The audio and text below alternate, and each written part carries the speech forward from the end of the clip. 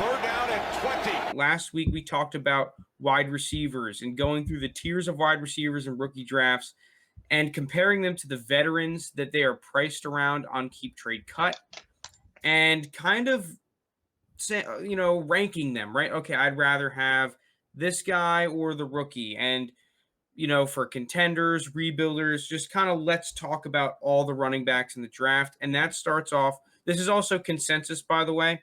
I know that we have different opinions, but we're going off the consensus price values. So the tier 1 running back for the community is Naji Harris, and rightfully so. Got probably the best running back landing spot in Pittsburgh, good draft capital, and everything seems to be pointing up for Naji Harris, and that kind of has transcended him into a consensus top 5 superflex pick. Now, the veterans that he is priced around are Cam Akers, Nick Chubb, and DeAndre Swift. Pretty high pedigree running backs, right? Everyone loved the 2020 running backs. There are 2 of the top ones priced right around Naji Harris. Can I add another guy to that list? Because me and Jake were just talking about him earlier, and in my startup, they went back to back. Sure. Dobbins. Yeah, okay, J.K. Dobbins as well. So, yeah, there's 3 of those 2020 running backs. And Nick Chubb, just one of the best pure runners in football. Yeah. What are we thinking with Naji Harris here? Overpriced? I think a little bit. Here's the thing, though. And we said on this podcast how we like Javonte the most, but I think all of us kind of agree, definitely for year 1, Najee's going to have the best rookie running back season. Just from how much that Steelers offense is going to use him. The backfield is completely his. He doesn't really have any competition at all. Versus Javonte, you have Melvin Gordon, Etienne, you still have James Robinson. But am I willing to take him over some of those guys? I want to hear you guys ranking. I don't know if I can go ahead of Akers, Chubb. I would take Naji over Swift. I would as well. That's the one that sticks out. I would take Akers and Chubb over Naji with kind of more certainty. Dobbins and Naji is insanely close to me. I might lean Dobbins by a little bit, but I wouldn't blame anyone for picking Naji. If you're afraid of Lamar stealing some rushing touchdowns, that's close. I think I included Dobbins because I think Dobbins is the most similar valued. If I could think of one running back specifically that's closest to equal value to Naji, it might be Dobbins. I'll go here, Jake, and then we'll throw it to you. I think I would take easily Nick Chubb and J.K. Dobbins over Naji Harris. I'm a huge fan of J.K. Dobbins, and this is coming from a diehard Steelers fan. J.K. Dobbins is an unbelievable offense. They kind of have all the tools, and I think that Lamar only really helps him out with his skill set. It draws in the people. Everyone has to pay attention to Lamar, so it leaves some running lanes open for the running back there. Well, yeah, and then when they do these zone reads, right, if a team wants to mitigate Lamar, they can in the pure run game, but then you have one less guy in run defense against a massive, good run-blocking offensive line, and J.K. Dobbins as a great pure runner, right? The dude he got a lot better from Ohio State in his first season. Cam Akers, Naji Harris is really close for me. That is really, really close. Thank God JT's not here to bang the table on fucking DeAndre Swift because, Jesus, I think we all agree on this one. Yeah, no, I'm taking Naji over Swift. I think you guys are both, because I know, Jake, you're a big Akers guy. You probably have Akers and Dobbins kind of swapped for my scenario, where it's like, okay, Chubb and Akers over Naji. Chubb, I mean, I think Chubb's a top 5 dynasty running back. I'm obviously taking him over, a rookie here. Akers, I absolutely love. I think what we saw at the end of the season from Akers last year, you add Stafford to that offense to just even, further push people out of the box and respect the arm that Stafford has. He's gonna have more scoring opportunities too. It's gonna be a higher scoring offense. I think, if you can buy Cam Akers, I would almost give up anything to buy Cam Akers. It's sad that in our league, the guy who has him just pretty much feels the same way I just said. So yeah. not good luck with that one. But yeah, I think Dobbins. I'm with Lounis. I think Dobbins and Naji are very, very close. I lean Dobbins just because of the safety that he has.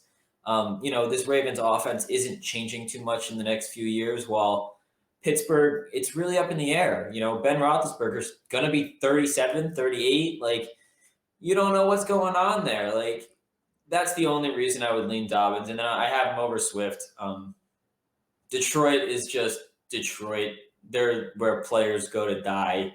As Barry Sanders, as Megatron, as Stafford, players just die there. I can't argue against buying him. So Golladay couldn't wait to get out of there. The thing I love about Naji, though, is that he's going to be used in the passing game, which is going to be nice. I agree. And that's why I said he's very close with Dobbins. I just think the uncertainty past this season with Pittsburgh is just a thing I can't let go. Like, you're buying, this is a dynasty pick. You're not just buying them for this year. If you're buying them for just this year, I think Naji over Dobbins, no questions asked, just because of the offense, that the Steelers are going to have. And I think they're going to give him that Le'Veon Bell-esque role where they're going to use him in the passing game. They're going to use him in the running game. They might split him out a little bit. We saw that at Bama where he just literally split out. I mean, I think he's going to fit this Steelers offense as is very, very well, and better than any running back they had on the team last year, obviously. But past this year, how do you, as a Steelers fan, how do you picture this offense? Like, what happens here? Like, Juju will be a free agent. He signed a one-year deal. I don't know the contract statuses of Deontay Johnson right now, but I assume he has to. I mean, this was going to be going into his third year, so he probably only has one more year after that, probably a 4-year deal. He wasn't a first-round pick. So it's just – and then Big Ben retires. Like, what do you do at quarterback? You're not going to have a top pick. What are you doing at quarterback? Like, it's just so many question marks that past this year, like, what happens to the Steelers offense? They could easily just bottom out. Here's my argument, though, is that for 90% of the teams in the league, you can do the same thing where, okay, you look 2-3 years out and everyone's doesn't have a contract. Here's the thing that I disagree with you guys about Naji Harris, and that I actually think that year 2, year 3, and year 4 are where Naji Harris really shines. The only problem that I have with Naji Harris is that I don't really see him having that illustrious 8-9 season career that goes crazy. But I think that you get a nice little window, in year 2, year 3, year 4, and year 5. I think that little window there is going to be great for Naji Harris. And I also think that he's not that he's going to struggle this year, but I think that we are going to see a huge uptick in production from year 1 compared to years 2 and 3. I think that that's another thing that I want to get out of the way. Yeah, 100%. I am very confident. I don't really care who the quarterback is or who the receivers are. I think that there's. How could you say that though? Obviously, it doesn't I don't care about the receivers, but quarterback. The receivers, I'm not so worried about, but the quarterback, listen, if the Steelers quarterback doesn't run the ball. Yeah, but scoring opportunities. It's just straight up scoring. The better offense you have, the more likely you are to score a touchdown. Here's Touchdowns the thing. are worth 6 points. Yeah, but here's the thing. We don't need Patrick Mahomes or a Ben Roethlisberger to have a halfway decent offense. We need a good offensive line, and then you can find Marcus Mariota or a Ryan Tannehill to lead your team. I mean, Ryan Tannehill might be a bad example because he's actually pretty damn good. But, a Jimmy G to put your team in scoring opportunities. I think that having a good roster and a good team is way more important than having a top 10 quarterback. So I'm not really worried about that at all, actually. I think the quarterback scenario will be solved. And, yeah, they might not have the craziest quarterback in the league, but at the same time, there's going to be a Pittsburgh team that's going to say, all right, Naji Harris, we're going to give you 400 freaking carries, 300 freaking carries, or 300, 400 touches, and you are going to be the offense to a certain extent. And that's going to happen year 2, year 3, and year 4. It's like a couple years ago, I saw Le'Veon against the Bills one game where it was in the cold in Buffalo. Passing offense can be going. They said, okay, Le'Veon Bell, we're just going to give you the ball and play power Steelers football. So I think that's what they want to get back to with Naji Harris and under Matt Canada, in a similar running style to what they ran at Bama. So I think that in terms of just like, oh, am I taking a running back for this year? Well, I'm going to take Nick Chubb then. And past that, it's like I think that Najee's going to have an uptick. All right, we can go to tier 2 though. All right, if you guys want. Tier 2, the rookie backs are Javonte Williams and Travis Etienne. They're both going into that mid to late portion of the first round of Superflex drafts. Right now, I believe that Travis Etienne is the consensus number 2, with Javonte Williams slightly behind him at 3. But definitely a little draft dependent there. The veteran running backs in this conversation are Joe Mixon, Austin Eckler, Miles Sanders, Josh Jacobs, and David Montgomery. So we are a Javonte Williams podcast. We are in kind of the camp that Javonte Williams is our RB1 over Naji Harris, who's the consensus RB1. So let's just kind of stick with him for now. Any one of those veteran running backs, are you taking over Javonte Williams? Yes or no? Yes. Who? Joe Mixon. Mixon? I think Mixon's about to have an unreal year. I bought him this offseason. I think he's about to explode and have a great year. Okay, that's fair. I like the talent of Mixon. I just think that the Bengals have like the worst coaching staff in the league, which definitely helps and hurts running production. Listen, they clearly have talent on the outside in Jamar Chase, in T. Higgins, and Tyler Boyd, who is maybe the best number 3 receiver in all of football. Let's be honest. This offensive line is the question mark. I would have taken Penei Sewell if I was the Bengals sitting at 5 in this draft. But they do have their quarterback, their receiver, and their running back. They're the worst offenses in the league. You can make a scheme to get the ball out of Joe Burrow's hand quickly, so that the offensive line doesn't look that bad. You can run some plays with Joe Mixon that a lot of running backs can't do in the league. He can pass catch, he can run outside, he can run between the tackles. He's a do-it-all back. And like the coaching staff has come out and said that's exactly what they want him to do. They want him to never leave the field. And if you have a running back that's never going to leave the field, he's going to put up points regardless. He's going to get a million touches. And they can't stack the box. What are you going to stack the box and let T. Higgins and Jamar Chase burn you all game? I don't think so. So it's just, I think, a good scenario here for Mixon. And a lot of people are selling him just because he was injured last year. He was injured. We got it. If he stays healthy, a lot of people probably have him as a top 10 dynasty back still. So I can't argue. Like, I understand people are high on Javonte Williams, me included, but I think Joe Mixon's going to be a top 10 dynasty back by the end of the season. So I'm going to roll with that. So I'm stuck. I have an upper tier of 3 in that list between Javonte, Mixon, and Sanders. I think, because I just also think on the Eagles' end, for different reasons than Mixon, because you bring up a good point in terms of Mixon, that's going to be an offense where he stays on the field all the time. In Sanders' end, I think it's an offense that doesn't have many weapons, and they're going to be like, hey, Sanders was our best offensive player last year.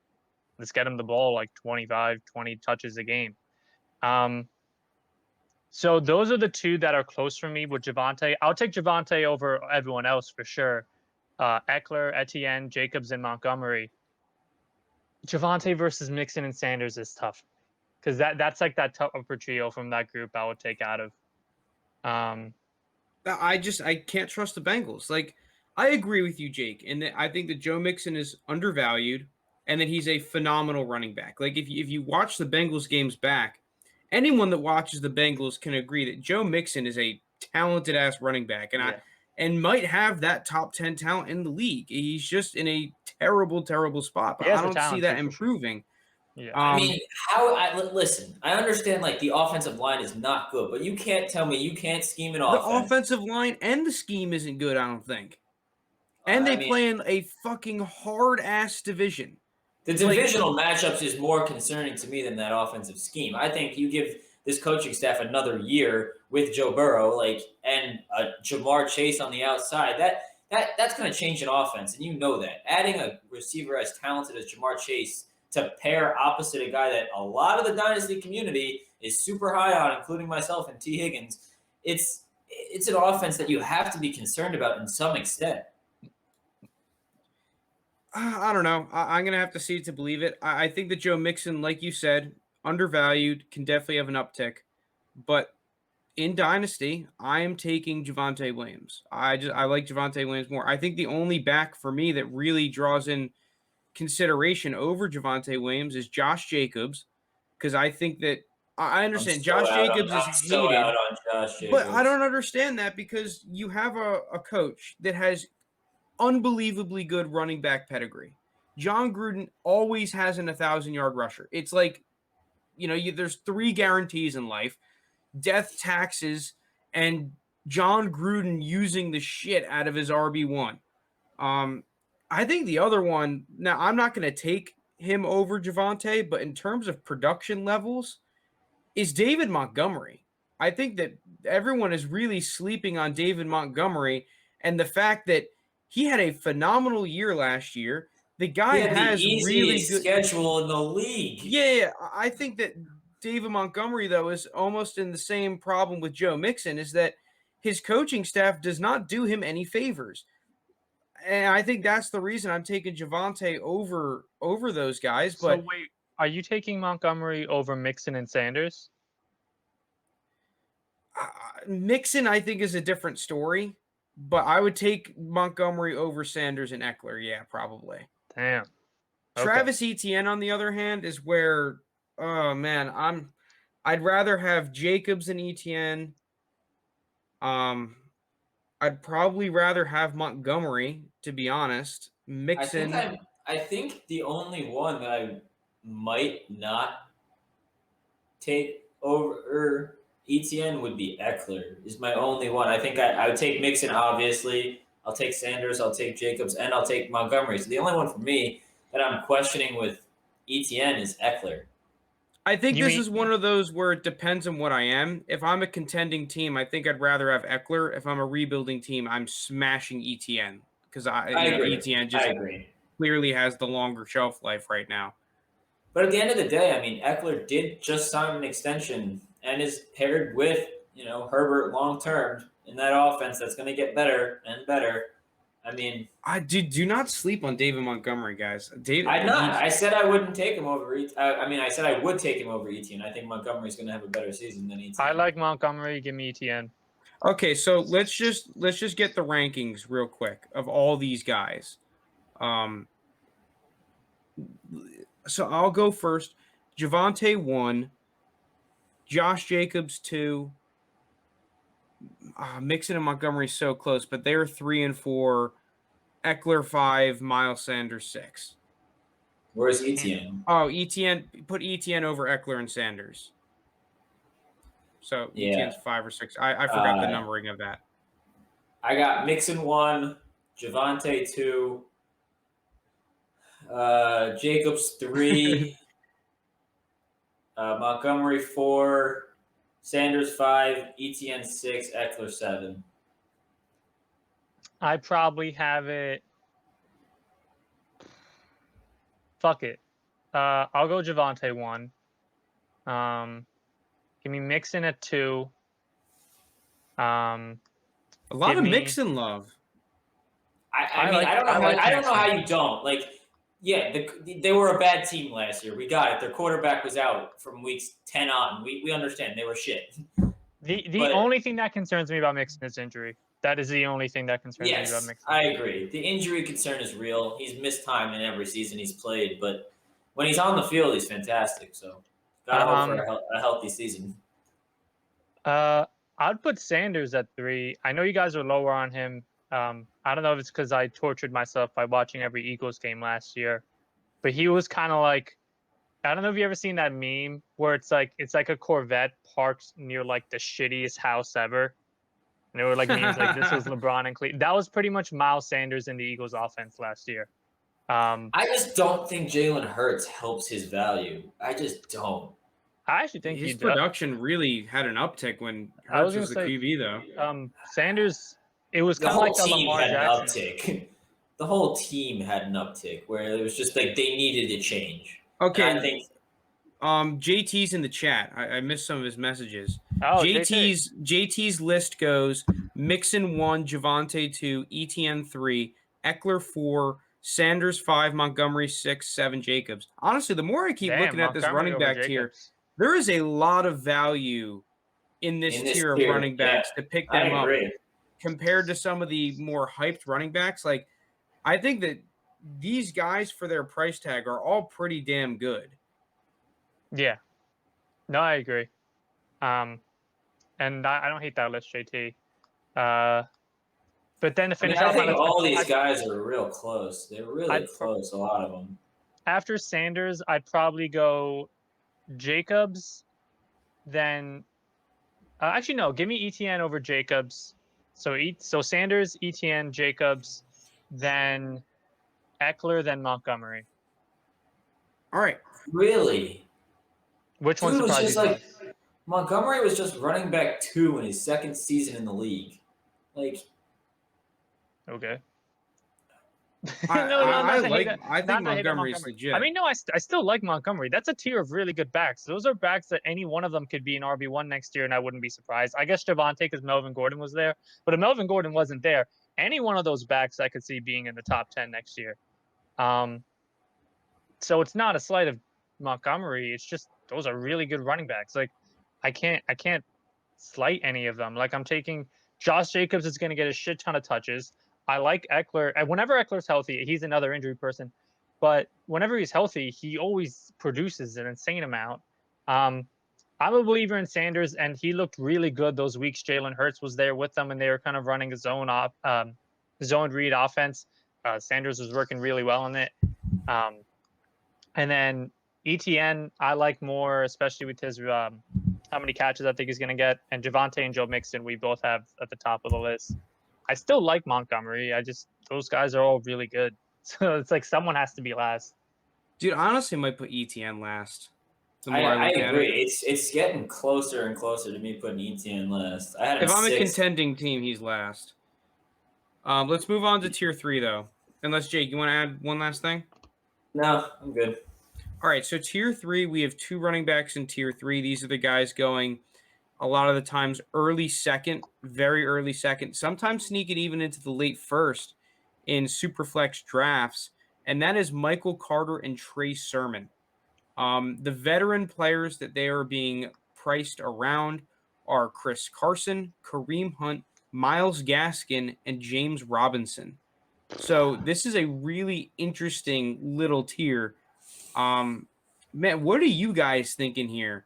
Okay, so I have my 1 and 2. I mean, there's a clear number 1 in my opinion, but you all know who I'm going to say.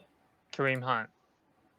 Dude, the Kareem Hunt value hate is just so absurd in my head.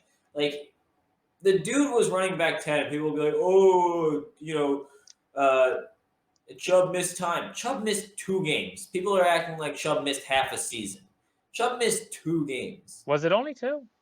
Yes. I don't think it was as much as everyone said, but I'll look right Lounis, now. Who's your top 2? You said you had a top 2. Who are they? Yeah, Jake, don't hate me. It's Sermon and Kareem Hunt, and then there's a bit of a landslide after those 2.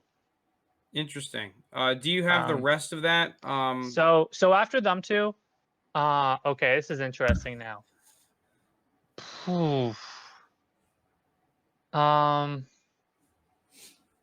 I'm between Gaskin or Carter. I think I'd lean Gaskin for right now. Then I would take Carter. Robinson or Chris Carson. I mean, if I was rebuilding, I would take Robinson. If I was a contender, I'd take Carson. But overall, JT. I'll take Robinson. What JT say? JT says, another episode of Jake jerking off Hunt. Color me shocked. Okay, so JT. No, I mean, Hunt is at the top. Why have him at Hunt is the best running back in that list by far. Not even close. Yeah, JT's list is Hunt, Sermon, Carson, Robinson, Carter, Gaskin in that order. I'm actually going to agree with you guys here that I think that Sermon and Hunt are easily in like that top tier. I think There's 3 a for drop off me after them. is going to be Michael Carter, actually. I think agree. Michael Carter's I'm my with Frank third. on this one. I think Michael Carter's my third, followed by probably James Robinson, Chris Carson, Miles Gaskin. Am I the in only that one order. with Miles Gaskin? I could go Carter. He's going to be there. replaced. You I got was to think he's going to be replaced. Come on. Yeah, it's just that I've heard so many rumors of the Dolphins for like a season and a half trying to add running backs and just getting boned left, right, and center. James Robinson just did get replaced. Yeah, but he also did just put up 1,400 yards, which is something Miles Gaskin never even came close to. Miles Gaskin stats. Now, this tier, though, because this is an interesting tier, let's just take out Kareem Hunt for a second, or even including Kareem Hunt. I think that this is the first tier where I think that the rookies clearly outshine a lot of the veteran players. In the top 2 tiers that we talked about, I think that it was definitely a gray area and it was more depending on who you liked where. This tier for me is where I really think that I'll take the upside of the younger running backs, and it feels like a lot of the veteran running backs in this tier are guys that are almost on the way out more than on the way in.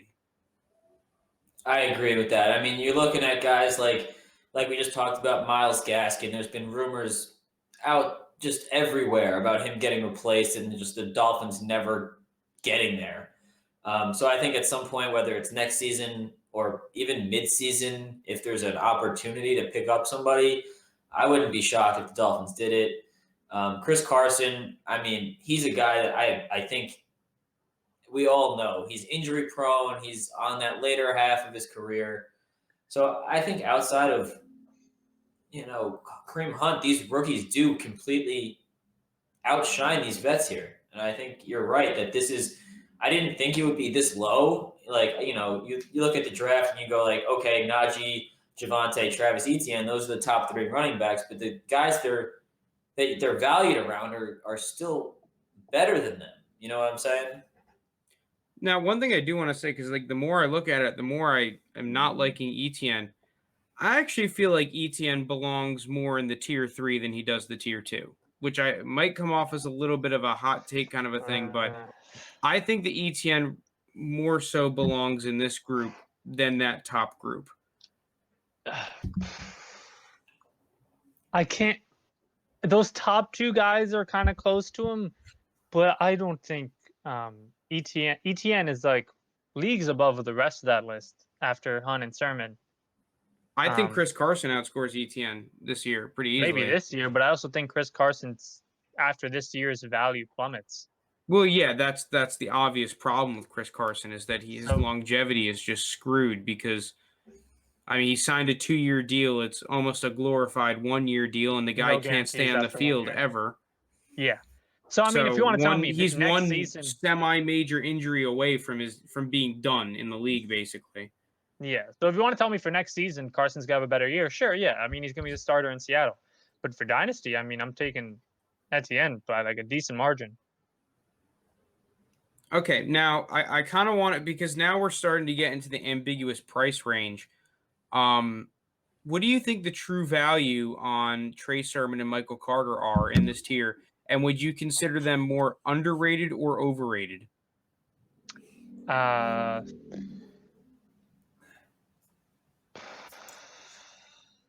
like them. I like them minus the Kareem Hunt listing. I really like them pretty much right where they are.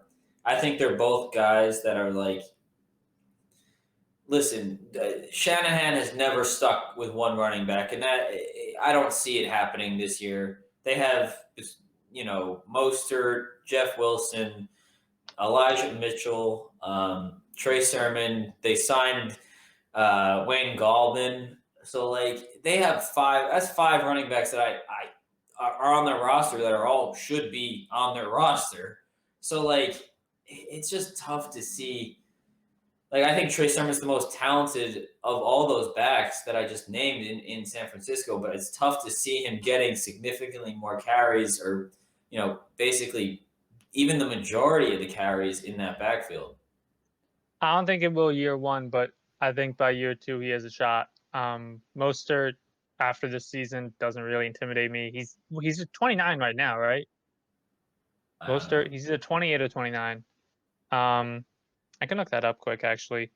I think Sermon already is a better back than guys like Wilson. Who else is still in that backfield? I know McKinnon left.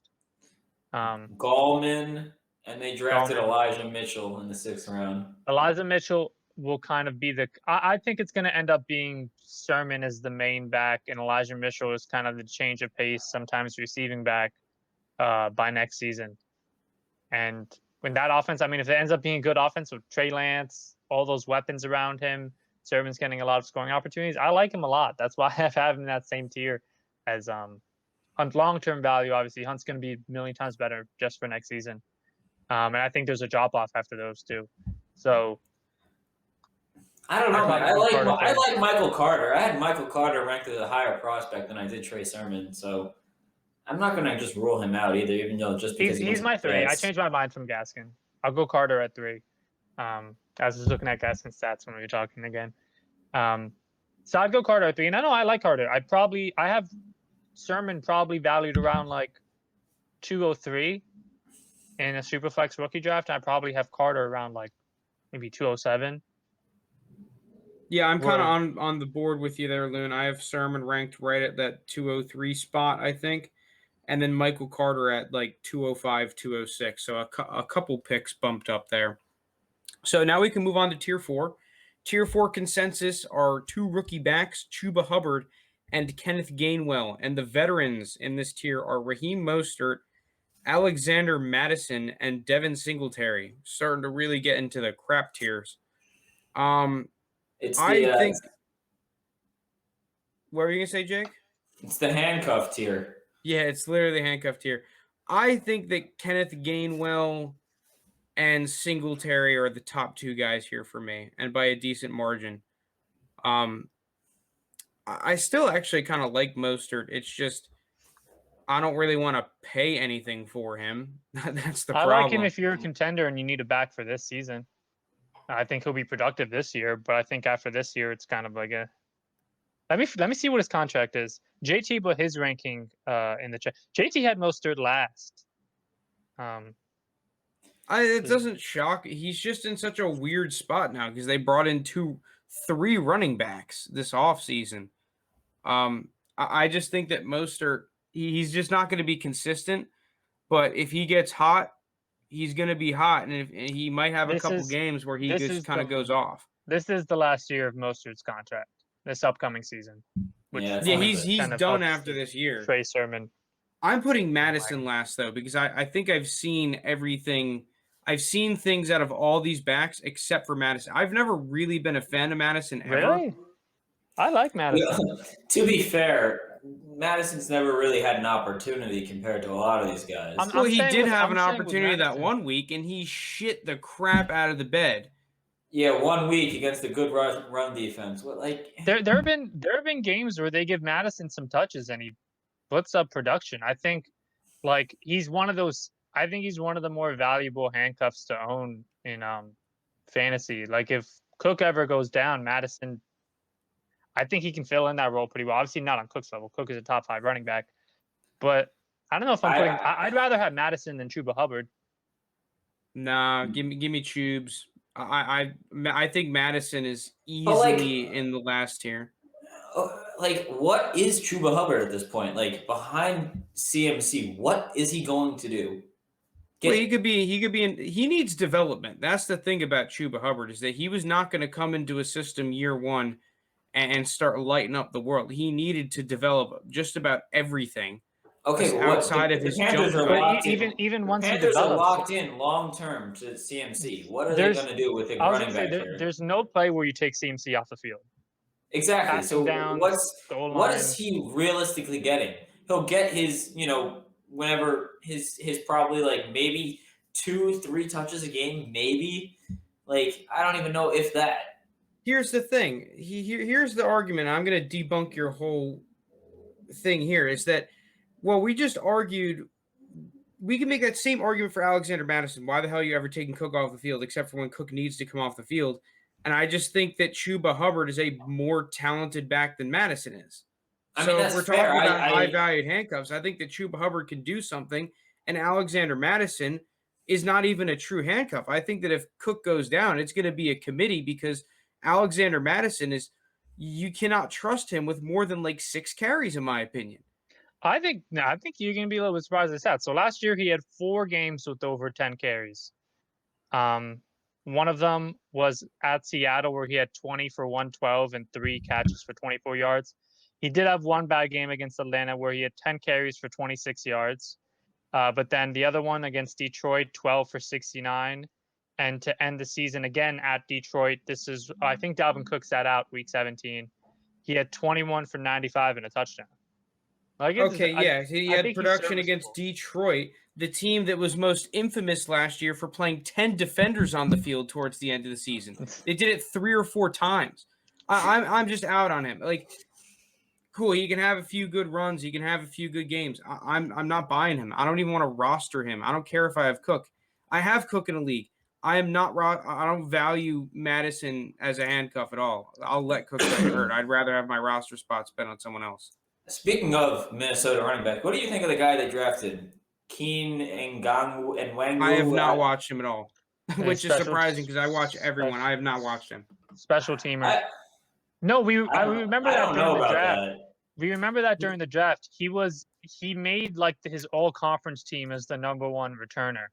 I think he's just an insanely good kick and punt returner. I don't think he's a better runner than Madison. I think he got put in a bad spot where he backed up David Montgomery and Breece Hall, but that's just me. That is a valid argument, and I mean he passes all the physical checks, right? So they might have thought they have a nice little developmental piece to add some depth to that team. I mean, clearly the Vikings don't draft for need a whole lot, especially in the mid rounds. Like, dude, they picked up so many players. You know, they just get a crap ton of picks and just start firing on guys that they like that are pretty athletic. Anything else you guys want to say on players in this tier?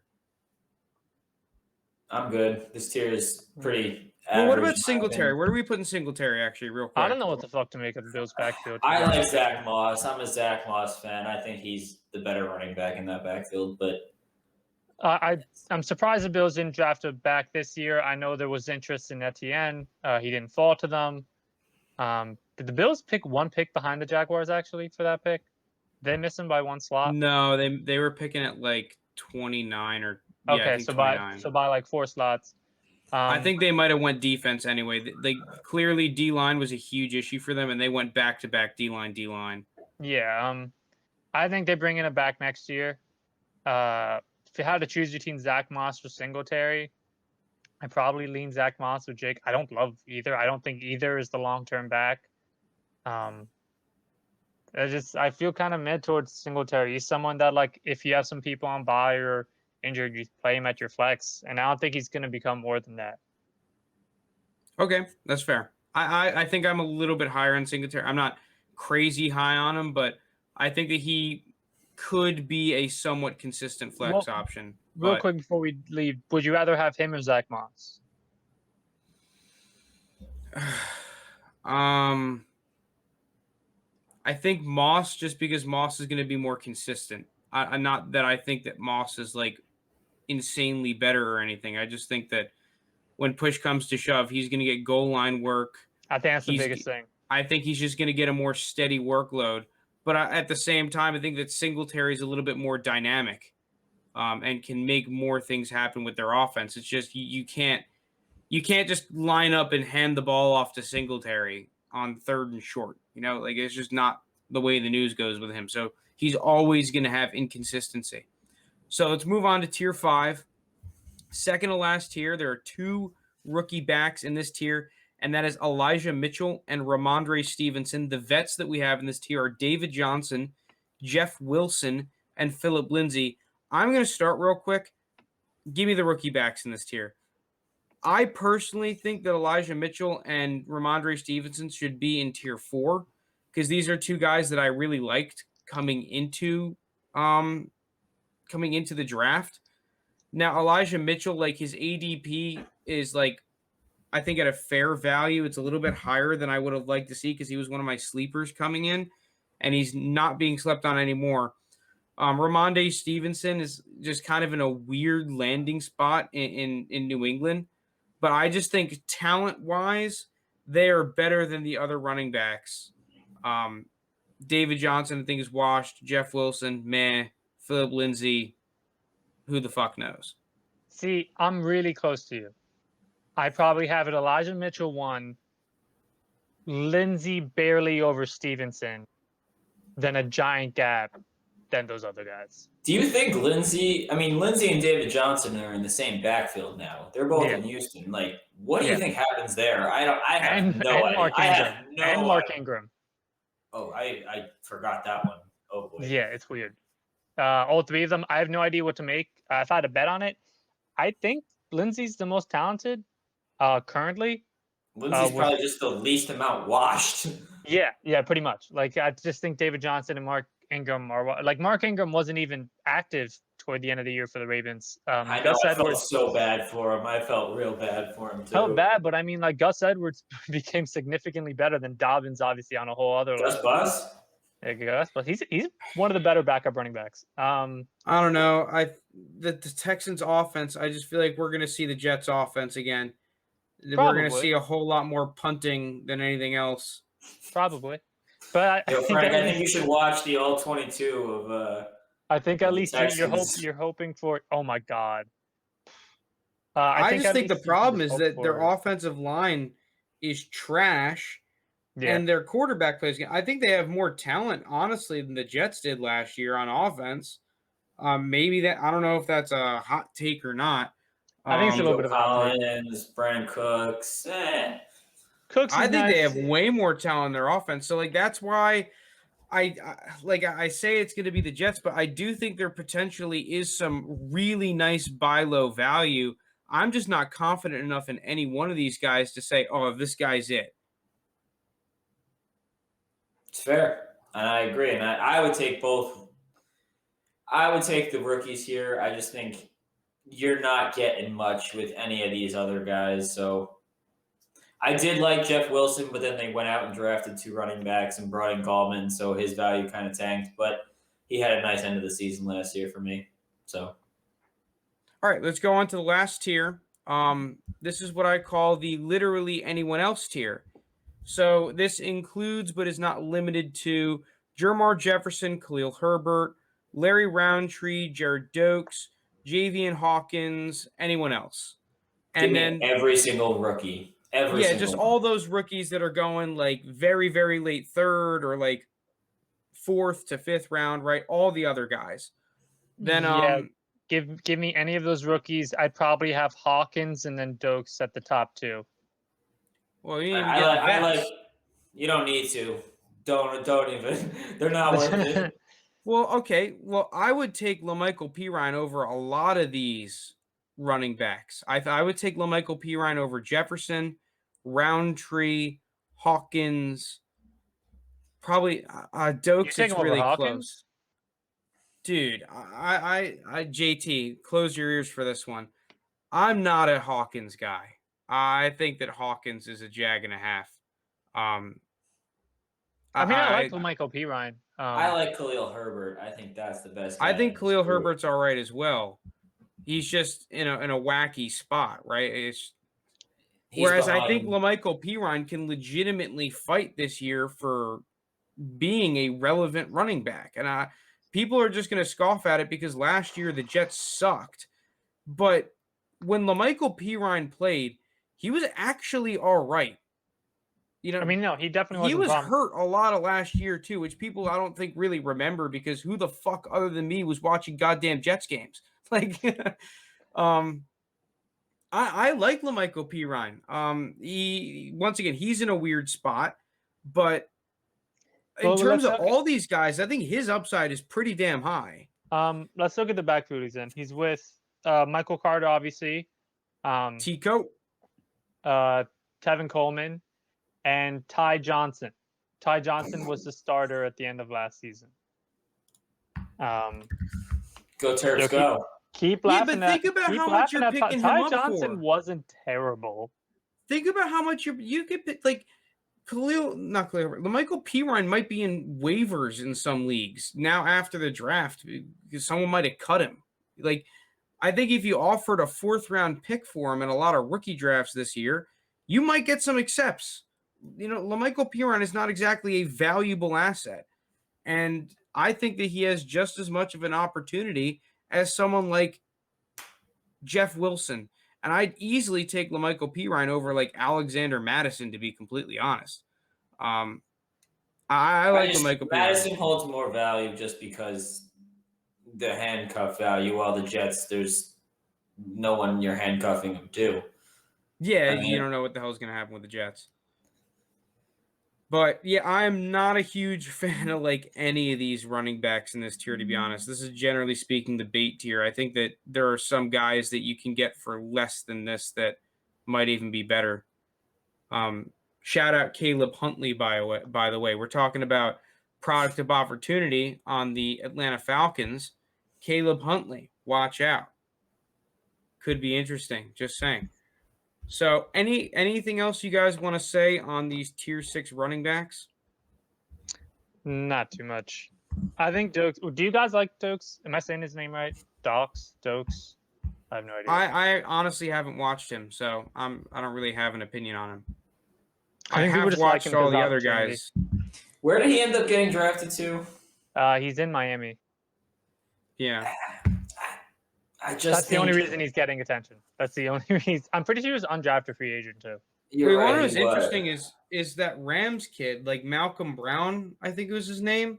He ended up in Miami, which I don't think he's necessarily going to be relevant, but I think he can get carries. When Malcolm Brown had some decent games last year. Malcolm Brown will get carries in this offense, no doubt. Yeah, he will. I think. I mean, not that he's a guy that you should go out and trade for, but if you have him, I'm pretty happy with the landing spot where he landed in free agency because they didn't get any of these bigger name free agents. So he's just not the flashy guy. When he gets carries, you're more so like wanting to shove forks in your eyes than you're excited. But I mean, like he's like the Frank Gore, where you need 1, he'll get you 3. When you need 3, he'll get you 3, and when you need 5, he'll get you 3. I agree. The legend of Frank Gore. I just think is he on a team? Did he get signed? No, I don't think so. Oh man, Frank Gore Jr. is coming up though. Watch out for Frank Gore Jr. I think in like a year or two. What's our good buddy Lappy gonna do without Frank Gore on opening day? It's a team mascot. It's a tradition like another. Team mascot. Lappy starting Frank Gore on opening day. All right. Well, speaking of our buddy Lappy, for those who don't know, Lappy's he's one of our league mates in our fantasy league, one of our good friends. I'm in a league with Lappy as a co-manager, and in our startup draft, he said to me, we are taking Ryan Tannehill. He was big on Ryan Tannehill when he was the backup quarterback in Tennessee. They picked him up for cheap. Okay, wait, real quick, before we move on to that, does your outlook on the Dolphins change if they get Gurley, Bell, Johnson? Johnson, who's he talking about? David Johnson? Duke Johnson? Probably Duke. I don't know. I think Duke's under Duke's a free agent. No, he's still a free agent. That backfield just looks like a freaking clown fiesta from. I think Duke Johnson is pretty much going to give you the same thing Gaskin gives you. Le'Veon Bell would be interesting. I know they were interested in Le'Veon. Once again, I don't think he'll be consistent. Gurley does nothing for me. Le'Veon, I guess, maybe an end of bench guy. He doesn't do much for me either. Yikers, dude! Big yikers. That's not a backfield that I'm looking to invest in with any sort of capital. If I happen to pick guys up, maybe, but. I think Gaskin can be a flex play. Yeah, but Gaskin's going to be overpriced right now. Like if you were going to buy him, kind of like we said in that previous episode, you had to do it before the draft. Yeah, no, I wasn't going to buy him post draft, but I mean, if you have him, he can be a flex play. Le'Veon, there was a multi-week stretch last year where Clyde Edwards-Helaire was hurt, and he was on the Chiefs' fucking offense, and he still couldn't really put up productive fantasy numbers, and that's the best situation you could possibly ask for. So I don't think much of him or Gurley anymore.